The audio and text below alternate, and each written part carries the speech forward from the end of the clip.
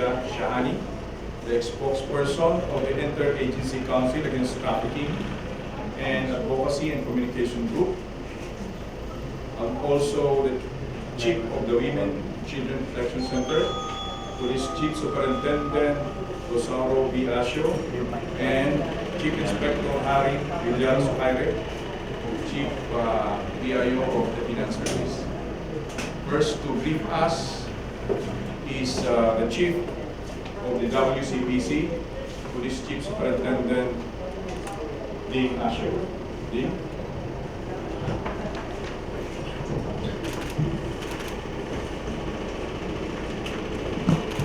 Thank you very much, sir. Friends from media, magandang hapon po, magandang mga po sa atin lahat. With me is our honored guest for this morning, the spokesperson of the IACAT, no less than the Assistant Secretary, Laila Ramos-Yahan. She's the niece of and with us is around today is social officer worker Ms. Claire de Guzman. She's coming. This is a joint media briefing between the DSWD and the PNP, highlighting one of the emerging trends in trafficking, which is online sex trafficking through the use of minors as young as 5 years old. This happened in India. Before anything else, allow us to show you a very brief video clip of what happened on this operation.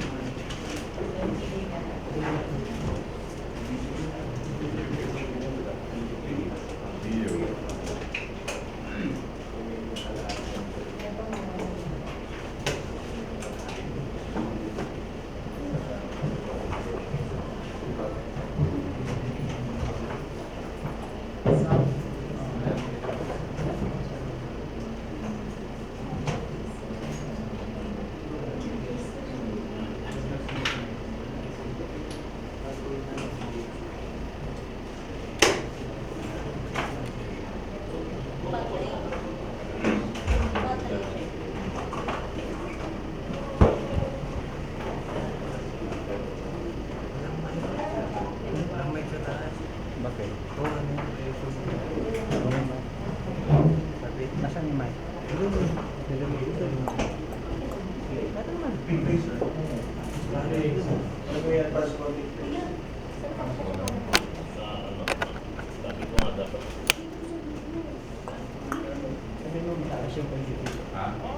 Sabi mo malakas yung audio.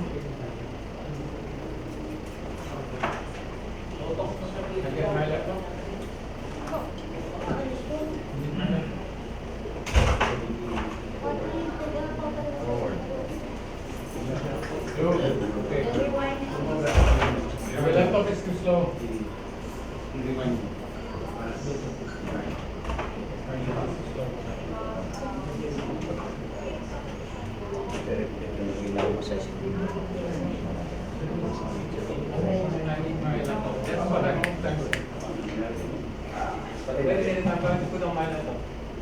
It's too slow.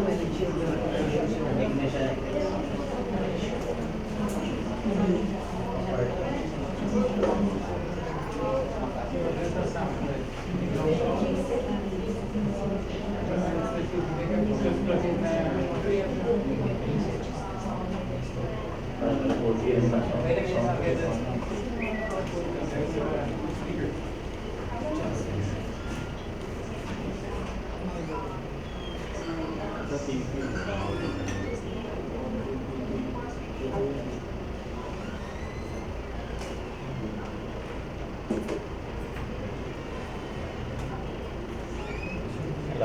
Hello. Ay, wala bang audio? Walang audio dyan? Ano na? Hindi, ina-ID din kasi nagpo-connect kasi yung ano nila. Ah. Okay naman dito sa camera yung Wala pa.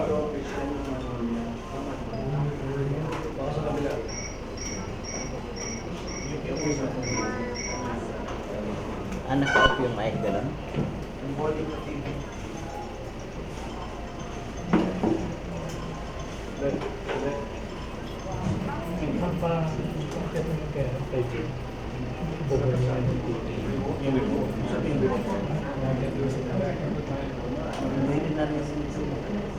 Hindi, tsaka ano yun, ang gumagana sa speaker ng ano, speaker ng laptop, hindi yung doon sa monitor? Hindi sa monitor. Kasi hindi ka naman nag-audio, di ba?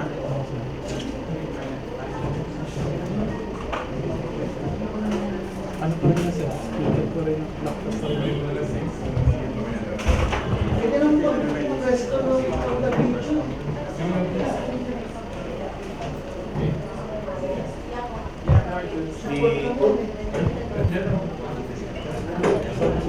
The sting operation actually consists of two-pronged approach. One is the service of the search warrant and an entrapment. So the group or the team was at that time trying to wait and set up the syndicates and the pusher, the one that facilitates the procurement of the activities is a police agent. So he was trying to set up on the first day, well actually 2 days. And our operatives waited patiently because on the first day, it was All Souls Day. And that the kids were so tired and they cannot attend. They only managed to come up with 2 minors. And it was believed that they were not minors. So I decided to reset it the following day, wherein there were 12 minors, the youngest of which was 5 years old. You would see in the video that even the police operative was carrying the youngest, who was 5 years old. He was being molested and showed online by their very own parents, being shown to various foreign nationalities in developing countries like the US, the UK, Germany, Netherlands, and other developed countries. There were, in that operation, there were 12 victims who were rescued. 11 of them are minors. 1 was an adult. It is very unfortunate and surprisingly, the very facilitator of this activity were their very own family, which consists of their parents and their siblings. It is actually a community. It became a community-based activity. It became lucrative in that area. It generated income to them, and it is believed through intelligence report that one session would generate a revenue of as much as 150,000. So the pedophiles coming from all countries in Europe flock to this area to pay that much in order to have an online showroom. And the sad part of it is that the recruiters recruit from among the community-based community, and they let the minors perform those lewd shows. And most of them are, uneducated, impoverished, and they resort to cyber sex and child pornography, making that place a well-known sex tourism industry. Through the information given to us by the community and through the facilitation of foreign-based friends who are here who decided to contribute a lot in making research in sex trafficking, specifically on the use of minors. They are here with us. Then we were able to get various information. And this is the worst kind of activities that we met to. 12 minors, the youngest of which is a 5-year-old minor. They are now being taken to the DSWD under the care of DSWD. As Shehani will tell to you the process and the aftercare activity that is being done to these victims. The suspects, 5 of them, most of them are believed to be their own relatives because they have the same family name, are now being investigated and they are in their custody and they cannot post bail. We are recommending a further financial activities because we suspect that a big syndicate is behind this activity because there is a networking and we believe that some of the cells can be found in Luzon and in the Visayas. And that's why we recommend a financial investigation, specifically calling the participation of the AMLAC, the Anti-Money Laundering Council, and the BIR to look into the financial statement of those who are behind.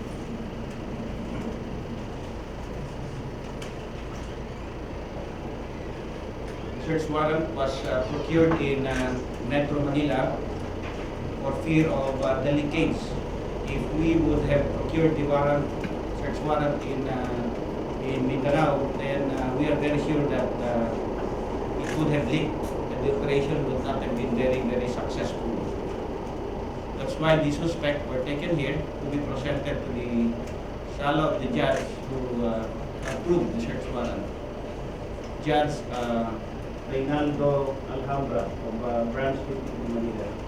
It was procured on October 27, 2015. These are the recovered items and the cases that are being filed. Most of them are not available.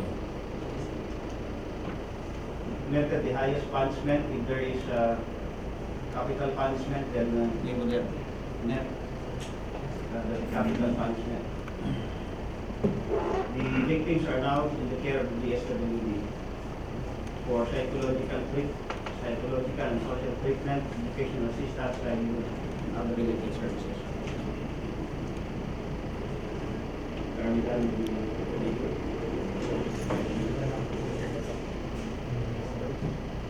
you can help us. You can by reaching us with our hotline because the informant of this activity, other than our friends from the foreign nationals, are also community-based and concerned social members of society who give the information to the police.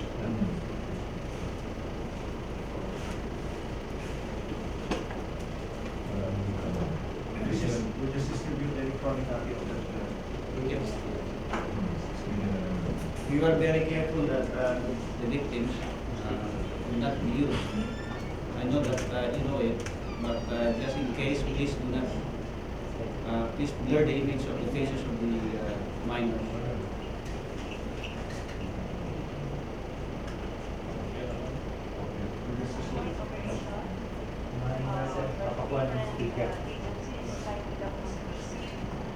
He is the chief of the Mindanao Field Unit WCPC, Superintendent Christy Tan.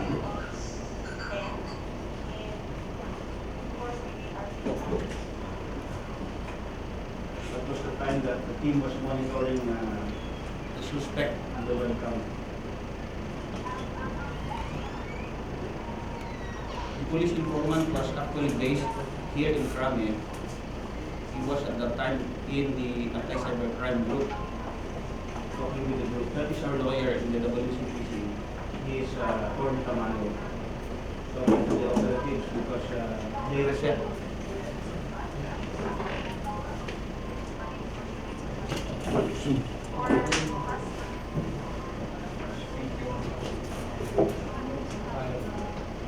They were deciding whether to push through with the operation or not because on the first day, that was November 2, the minors were not available. And they asked approval from me if they could reset it the following day, and I said we can reset it the following day. So it was finally moved the next day. It was in November 3, the second day, when they patiently waited, that the operation was finally carried out, involving various units with the PNP. The team leader, Superintendent Well Sandoval from the WCPC.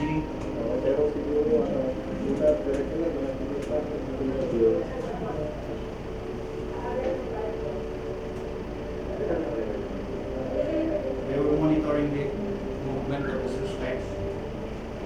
And finally, there was an agreement, and the team was already moving closer to the target.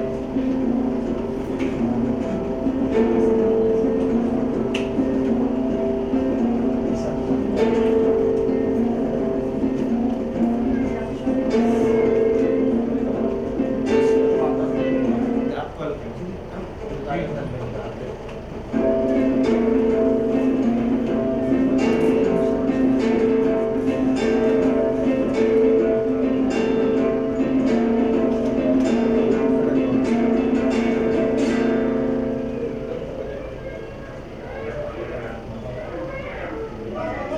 actual arrest.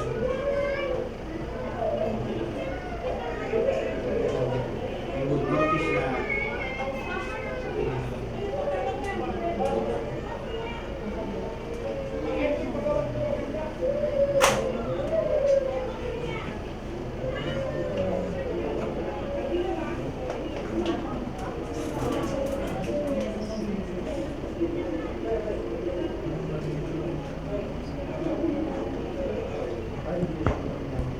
they were caught on the act, flagrante delito, but of course we will not show the lurid details of the scene.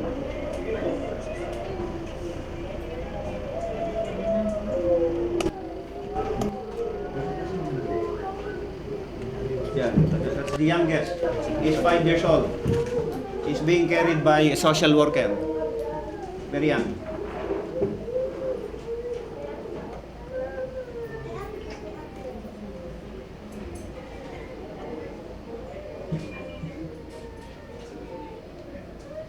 They're moving out from the sex den.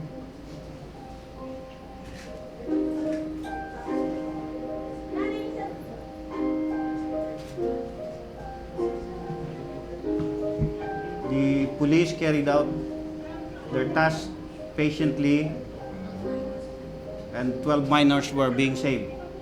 I mean 11 minors. One of them was already of full age.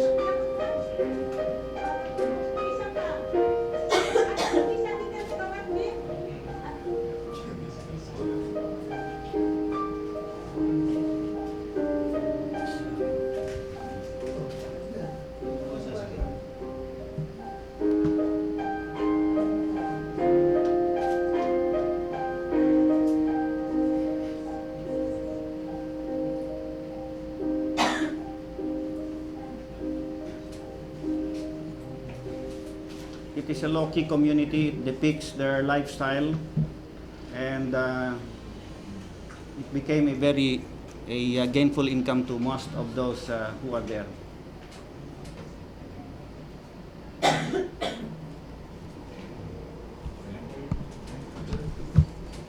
Yes, sir.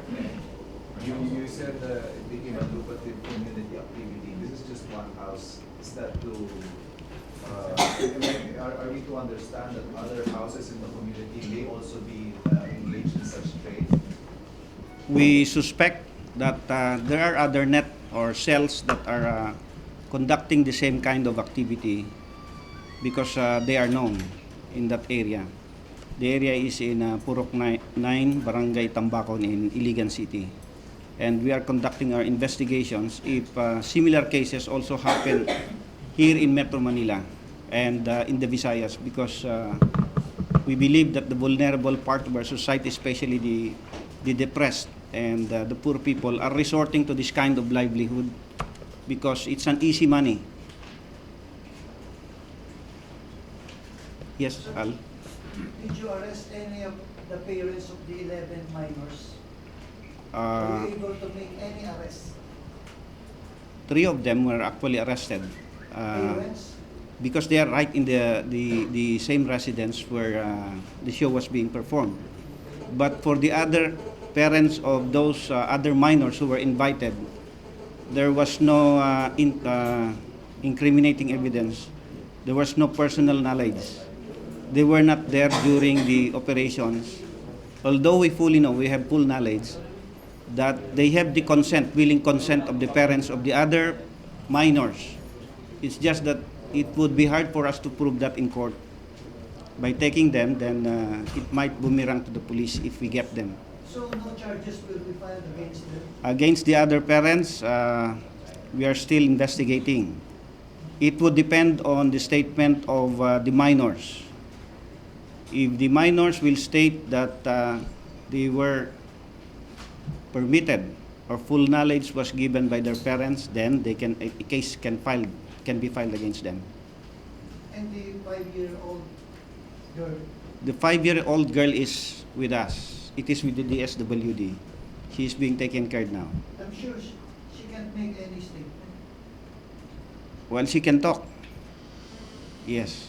But as we expected, she was coached and she's telling statements that do not contribute to the prosecution of the suspect. Sir, how long have you been doing this? It is believed that they have been doing that for more than a year. And most clients are from Europe. Most clients are from the developed countries of Europe, UK, US, Germany, the Dutch, the France, Italy. And we see an emerging trend of younger victims of trafficking because of the emergence of more pedophiles coming from the other developed countries who seeks for younger victims. And members of society coming from the vulnerable part of our society are just too, tempted to take the offer of these people because to them it is already a gainful income to receive such amount. But we are looking for a syndicate behind them who is making lots of money because a little part of the money only goes to those family of the victim. It is the syndicate behind them that By is. syndicate, you mean the one or the group who operates the website, yung mga porn sites na yan? Is that- That's one of the activity. Yeah, one of the activity. Based dito, sir. Yung mga iba is foreigner also. They're foreigner. Paano sila nire-recruit? Facil- Paano sila nire-recruit, sir? Pumupunta mismo sa... Well, they go house to house. If they were not arrested, unfortunately, because they were not there. But I think Asek Shahani can better address that, ma'am. Good morning. It's a pleasure to be here, and I'm grateful for General Asio and General Mayor for having me here. The children are, the minors are in DSWD custody as we speak. There are actually 9 minors and 1 adult, just to correct the record. One was released because that person happened to just be passing by. Just also to correct the record, one of the children wants to file charges against their parent. And so this is something that is being documented, and we want to see how traumatized the child is. So this is something that will take a little bit of time. The children the minors are quite exhausted, but they're currently in care. They're being provided with social services and psychological services. They are in need of quite a bit of therapy, which they're being provided with. They also need to go to school. So those who need to go to elementary have them in the morning, and those who need to go to high school in the afternoon in the shelter. The location is can't be disclosed, but we're also assessing who needs financial assistance. And so if there are any other questions, I'd be happy to take them. How are you going to file a case against the parents of the 5-year-old child? We're currently trying to assess what is the status of the 5-year-old. I mean, I have to see the case file first. Yeah. But I mean, I would imagine, yes. What are the possible charges that we filed against the parents of the other? You said you're waiting for the 5-year-old kid to speak before you file a charge, right? Sorry, go ahead. You said you're waiting for the 5-year-old kid to speak before you finally file a case against the parents. How about the other parents? Do we need to wait for some people to file before we actually act upon the other parents of the other minors? Well, it's all going to depend on what the children have to say. And the social workers are going to have to assess. And the debriefing is complicated because they're a little bit traumatized at the moment. One moment. I can't see. The case is to be filed.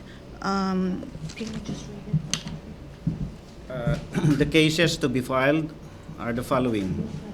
Violation of Section 4 in relation to Section 5 and 6 of the Republic Act 9208, anti-trafficking, the anti-human trafficking as amended by Republic Act 10364, expanded anti-trafficking in person. These are not bailable offenses. Violation of Section 6, Cybercrime Prevention Act. This is separate law. Anti-Child Pornography Act, another violation. Section 4, paragraph A, E, H, I, and K. And another one is violation of 7610, Special Protection of Children Against Abuse, Exploitation, and Discrimination. Another one is drugs were seized from their possession. Of course, the Comprehensive Dangerous Drugs Act. And we have violation of Section 4, Anti-Photo and Video Act. And violation of Article 201, Immoral Doctrines of Obscene Publication, Exhibitions, and Indecent Show in relation to RA 10175. You mentioned a while ago that only portion of the 150,000 was to the family. How much was to the family from the 150,000? We really do not have a financial analysis or a document proving how much the family received, but they remain to be in that place, which means that the bigger part of the chunk does not go to them. And we believe from the conversations, that exchanges of messages in the Facebook with our informant, they were receiving, the ones who were recruited in the neighborhood were just given 500 pesos in the sessions that they go. Yes, for the appearance. For the appearance. Per day. Per day, yes, one session. If he has 2 sessions, then yes. Per session, or 500 per session per day? Because we can have a lot of sessions. Yeah, it's per session. It's per session, yes. But the younger the victim is, the higher the price. They can command price. If the pedophile dictates that he wants a younger child, then the syndicate can dictate a higher price.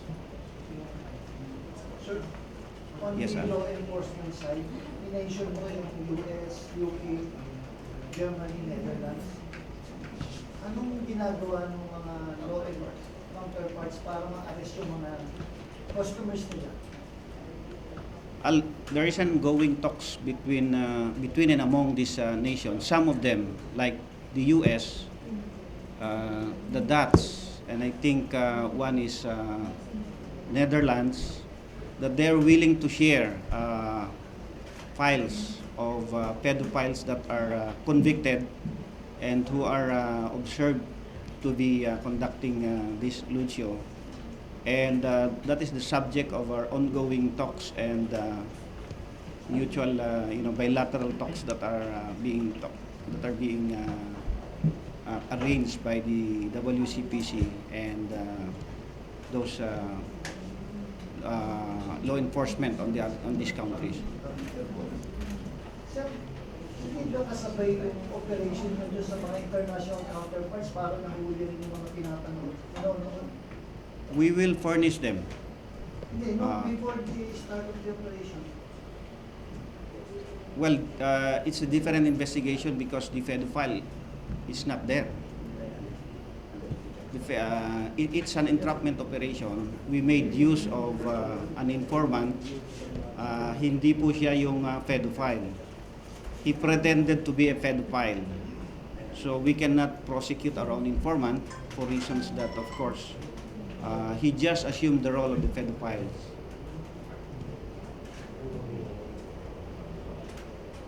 I know it is a very depressing scene for all of us, especially knowing that it is our children who are being victimized. But we are doing a lot of efforts on this, especially the anti-cybercrime group and the WCPC in collaboration with, of course, through the effort of the entire council, which consists of the different agencies that are being involved, like the DSWD.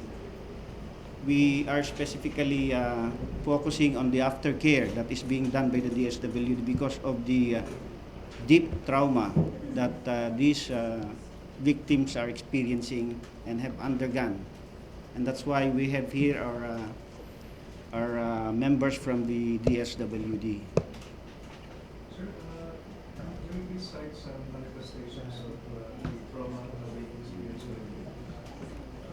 Well, in many cases, even children as young as that age, when they go to my office, show pervert acts. Like they do not know that it is a wrong thing to do, but sometimes they do some exhibitions like masturbating, and they thought that it was just normal because they were being abused from the very start. And for those who have discernment already, it would be harder to treat because they know that they have been abused. Not like the ones who have started at an early age.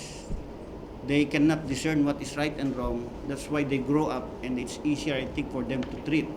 But for those who know already that it is wrong, it is that injury inside that is being treated, and that trauma would continue to haunt them forever in their lives. And that's why we need some interventions like a psychotherapy, and this can only be done by experts coming from the they're just there to be present during the conduct of operation. But with the many victims that are emerging now, then we need the recruitment of more psychologists and social workers in the PNP to address this emerging problem. Sir, what do we usually do during a debriefing or a psychotherapy session? What do we usually do?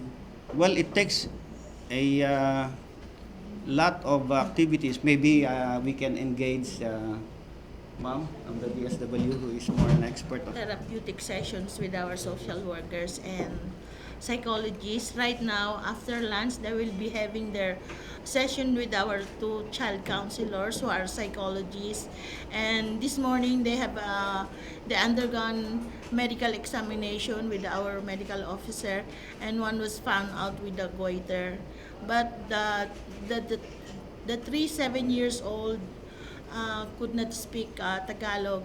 We have our interpreter from the office who is staff of the office, and a Cebuano speaking social worker. We have 3 7 years old and 1 9 years old. And right now, we are not yet dealing with if they want to file cases against their parents, but one of them is the brother of one of the detained. So she's already older, 15, and she's not much cooperating with the social workers when she had her interview yesterday, because they arrived at the office at 10 o'clock in the morning, and after that they had their lunch and then they rested.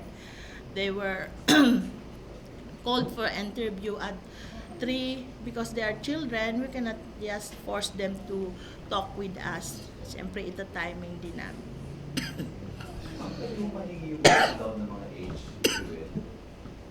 We have 3 7 years old, 1 9 years old, 1 12, 2 14, 2 15, and 1 19 years old.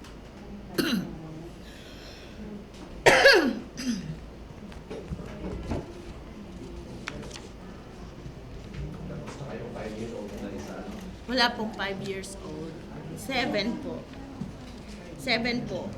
Baka napag-anuan lang siya na 5 years old, but she gave her age as 7 years old. Yes. All girls po naman sa amin sa Marilac Hills. This afternoon, they will be having their session with our child counselors. They will do arts and crafts, and then maybe in the following days, we can gauge how they will cooperate with the filing of the cases against their relatives.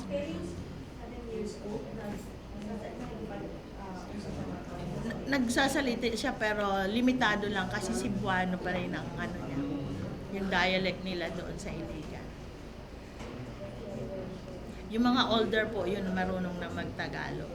But one is not very cooperative, and her friend, because they are classmates and they are friends. All of them are in school, so we are now coordinating with Region 10 to get their school's credentials, because we have a school in Marilac Hills, elementary and high school. That's our priority now, and then their session with the psychologists.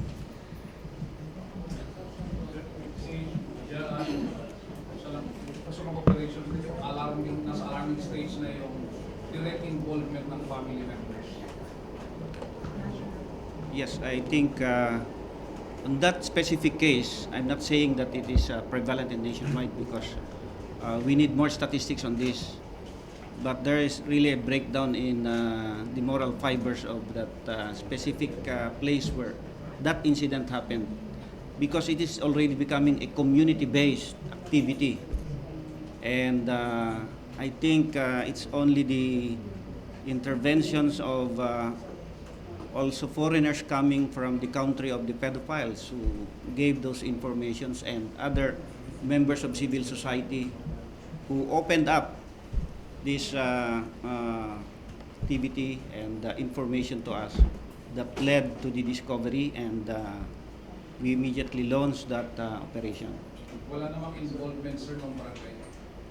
That we are trying to find out, because to us it would seem not logical for the barangay not to know, considering the prevalence and the many children coming from the neighborhood.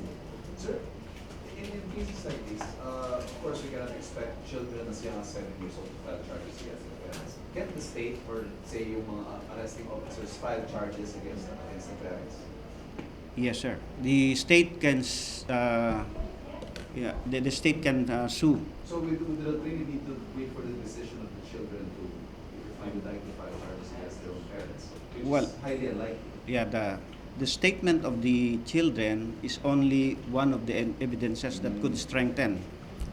But the incriminating evidence, like the exchanges of information or messages between the facilitator and the informant, are likely incriminating evidence, and of course we can show to the judge the lurid details of the show if he would consent, and of course the receipts of the payment could also be an evidence, and also the seized computers where the files, voluminous file, could be seen after the forensics, and it can be accepted as strong evidence in court. Then they can be presented, like the sex toys that are being used, the condoms, and all the other accessories that are being used can stand independently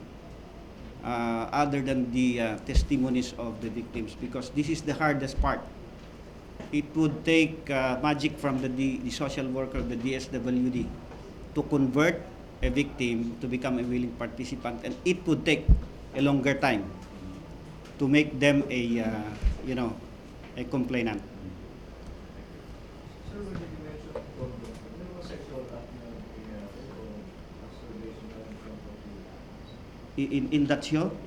May sexual act? Yes, there is actual penetration. Since all It girls is being- po itong na-rescue, walang batang lalaki. I think the suspects that were arrested were the ones who are doing it. Sometimes even to their very own family.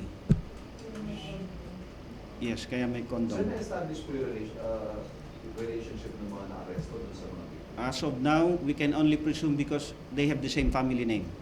And based from our informant, they really are relatives. That way, he still have to,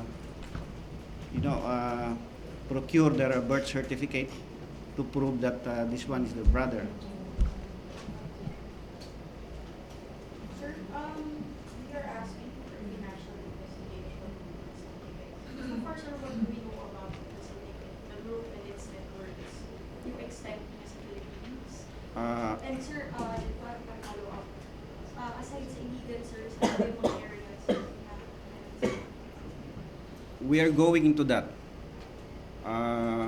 We cannot divulge the information as of now for fear that it might leak necessarily, and we cannot go after the other cells. But we are very sure that there are several connections that are being done in other parts of our country. But sir, ang target or Uh, not only in the Philippines? Not only in Mindanao. Not only in Mindanao. Where else, sir? There will be other operations that will be conducted by the IACAT probably in the next few weeks or months. And it will reveal the extent and prevalence of this emerging trend that we are looking for, especially on the use of minors, because of the growing numbers of pedophiles not necessarily coming from us, but from other countries. Considering that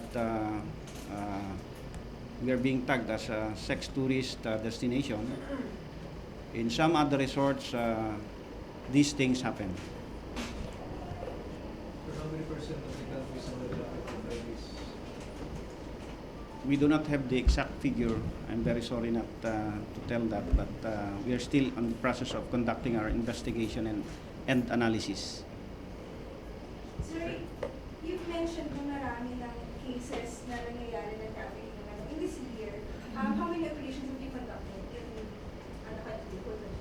In the WCPC, we started operating last week of June, because the WCPC is just a new unit within the PNP. We already have 18 operations.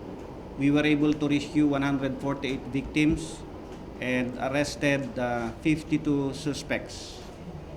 Our trust is to increase the level or number of convictions because we believe that by putting the suspect into jail, that is a big deterrence. No other deterrent. Kumusta po yung status ng mga cases na na-operate po? I think the number of conviction has gone a lot higher this year than the previous year. That's why our cheer ranking is now number 2, and we're trying to reach cheer number 1 with the good collaborations that we are doing with the other agencies, and showing the United Nations rapporteur that we are doing all these initiatives, then we might be doing better. The problem is that many of our nationals are being lured to migrate. It starts from a recruitment. It starts from a labor problem, and we know that the southern border of our country is a very porous border, and usually recruited Filipino nationals, before going to their final destination, are transited in the islands of Sabah, and that's where most of our victims are being trafficked. A talks is now being conducted, bilateral talks between Malaysia and the Philippines is now ongoing to address this problem of migration. There's a problem of migration among our Filipino countrymen going to Sabah, making use of the very porous backdoor exit, and they are being abused. Especially that the Malaysians are very worried on the situation wherein 2 years ago, a Sultan of Holo seized Sabah, and there were many deaths and casualties that are being done there. That's why talks are being initiated for the Malaysians to be more compassionate with Filipinos who are being stranded, and repatriations of 11 victims which we rescued the other week are now ongoing. Yes, Al. So, last question ko na. From your own opinion and ASEC siya, sinasabi mo na due to lahat ng victims belong to impoverished families. Most Mahihirap. I assume all their parents are jobless. My question, who's really to blame for this? Yung bang pamilya or walang trabaho, or the government which is failed to give them jobs? I'm sorry, Al, I'm not in a position to comment on that. Maybe the poverty is an effect, of course, of a societal problem that we need to study in order to provide gainful income, an alternative livelihood other than this one. I think Asik Shihan is more in position to answer that. Hi, that's a good question. I think it's important to realize that 86% of the economy is the private sector. And so if you think about it, it's the private sector that generates jobs. It's not somebody in the Department of Labor and Employment that cranks a job and creates it. It's domestic industry. So if you have your private sector not investing in manufacturing or domestic industry, but you have them investing in luxury real estate or non-essential goods, you will have less jobs being created in the country. Compared to Malaysia or Thailand or India, we don't have that much job generation. So you're right. I mean, to some degree, it's very much the government's responsibility, but private sector does need to come into play. I think that you're right. Your point is also well taken. That the vast majority of human beings who are trafficked in this country come from the poor. They're either food poor or income poor. So there's a clear nexus between poverty and trafficking. So this is, I mean, and as the general was saying, you know, that the porous borders between Sabah and Tawi-Tawi are absolutely critical for us to look into. So job generation is something that we need to do in tandem with the private sector. Thank you.